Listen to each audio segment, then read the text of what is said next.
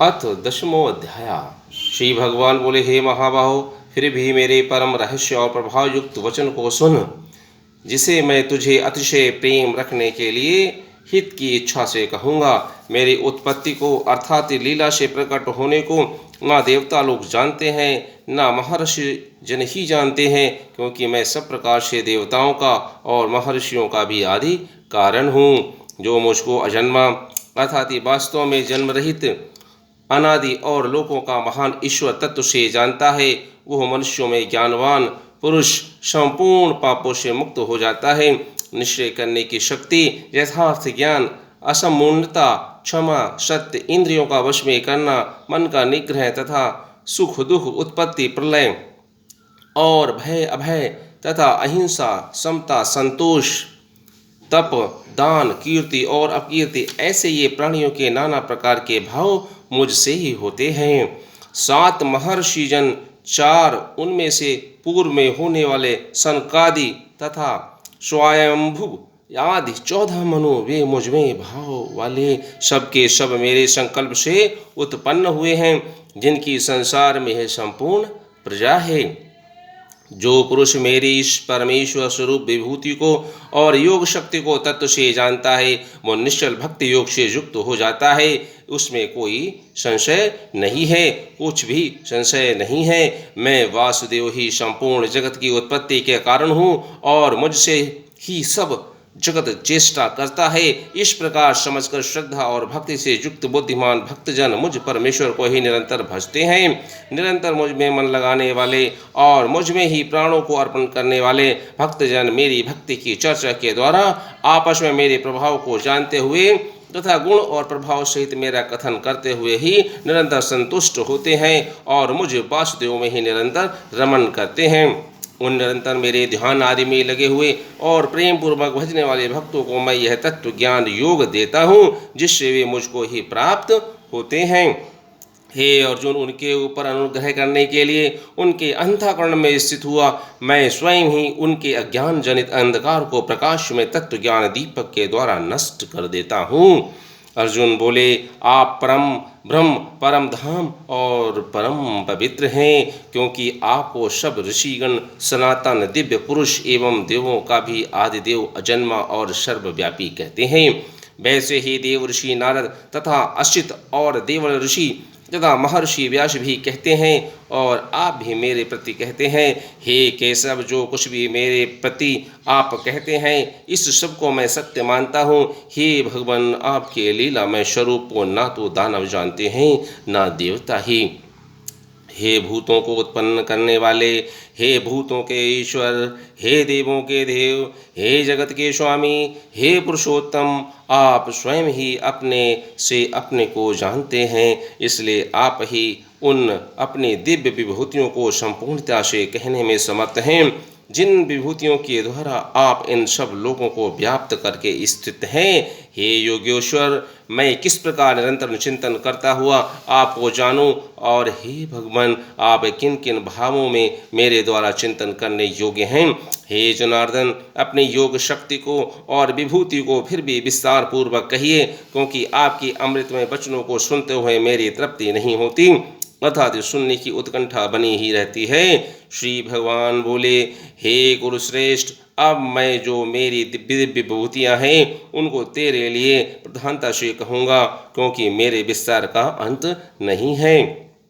हे अर्जुन, मैं सब भूतों के हृदय में स्थित सबका आत्मा हूँ तथा संपूर्ण भूतों का आदि मध्य और अंत भी मैं ही हूँ। मैं आदि के 12 पुत्रों में विष्णु और ज्योतियों में किरणों वाला सूर्य हूँ तथा मैं 49 बाहु देवताओं का तेज और नक्षत्रों का अधिपति चंद्रमा हूँ। मैं वेदों में सामवेद हूँ, देवों में इंद्र हूँ, इंद्रियों में मन हूँ और भूत प्राणियों की चेतना अर्थात जीवन शक्ति हूँ।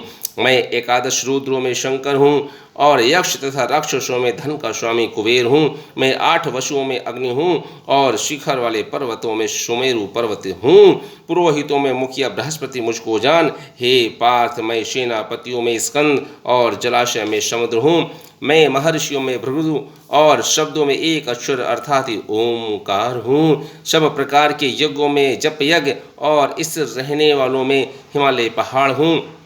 मैं सब वृक्षों में पीपल का वृक्ष, देव ऋषियों में नारद मुनि, गंधर्वों में विचित्ररथ और सिद्धों में कपिल मुनि हूँ। घोड़ों में अमृत के साथ उत्पन्न होने वाले उच्चय श्रवः नामक घोड़ा, श्रेष्ठ हाथियों में ऐरावत नामक हाथी और मनुष्यों में राजा मुझको जान।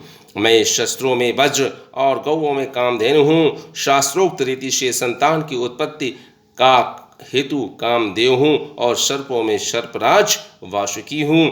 मैं नावों में शेषनाग और जलाचरों का अधिपति वरुण देवता हूँ और पितरों में अरिमा नामक पितर तथा शासन करने वालों में यमराज मैं ही हूँ।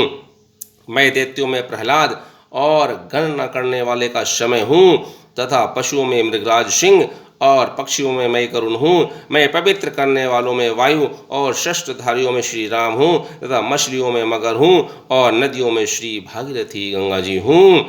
हे अर्जुन, सृष्टियों का आदि और अंत तथा मध्य भी मैं ही हूँ। मैं विद्याओं में आत्मविद्या अर्थात ब्रह्म विद्या और परस्पर विवाद करने वालों का तत्व निर्णय के लिए किया जाने वाला वाद हूँ। मैं अक्षरों में ओमकार हूँ और समासों में द्वंद्व नामक समास हूँ। अक्षय काल अर्थात काल का भी महाकाल और सब और मुख वाला विराट स्वरूप सबका धारण पोषण करने वाला भी मैं ही हूँ। मैं सबका नाश करने वाला मृत्यु और उत्पन्न होने वालों का उत्पत्ति हेतु हूँ तथा ईश्वरों में कीर्ति, श्री, वाक, स्मृति, मेधा, दुक्ति और क्षमा हूँ तथा गायन करने वाले योग ऋतियों में बृहस्साम और छंदों में गायत्री छंद हूँ तथा महीनों में मार्गशीर्ष और ऋतुओं में मैं बसंत मैं ही हूँ। मैं छल करने वालों में जुआ और प्रभावशाली पुरुषों का प्रभाव हूँ। मैं जीतने वालों का विजय हूँ, निश्चय करने वालों का निश्चय और सात्विकी पुरुषों का सात्विक भाव हूँ। वृष्णवंशियों में वासुदेव अर्थात मैं स्वयं तेरा सखा, पांडवों में धनंजय अर्थात तू, मुनियों में वेद व्यास और कवियों में शुक्राचार्य कवि भी मैं ही हूँ। मैं दमन करने वाले का दंड अर्थात दमन करने की शक्ति हूँ, जीतने की इच्छा वालों की नीति हूँ, गुप्त रखने योग्य भावों का रक्षक मौन हूँ और ज्ञानवानों का तत्व ज्ञान मैं ही हूँ। और हे अर्जुन, जो सब भूतों की उत्पत्ति का कारण है वो भी मैं ही हूँ, क्योंकि ऐसा चर और अचर कोई भी भूत नहीं है जो मुझसे रहित हो। हे परंतप, मेरी दिव्य विभूतियों का अंत नहीं है। मैंने अपनी विभूतियों का यह विस्तार तो तेरे लिए एक देश से अर्थात संक्षेप से कहा है। जो भी विभूति युक्त अर्थात ऐश्वर्य युक्त, कांति युक्त और शक्ति युक्त वस्तु है उसको तू मेरे तेज के अंश की ही अभिव्यक्ति जान। अथवा हे अर्जुन, इस बहुत जानने से तेरा क्या प्रयोजन है। मैं इस संपूर्ण जगत को अपनी योग शक्ति के एक अंश मात्र से धारण करके स्थित हूँ। ओम तत्सदिति श्रीमद्भगवद्गीतासु उपनिषत्सु ब्रह्म विद्यायां योग शास्त्रे श्री कृष्ण अर्जुन संवादे विभूति योगो नाम 10वां अध्याय।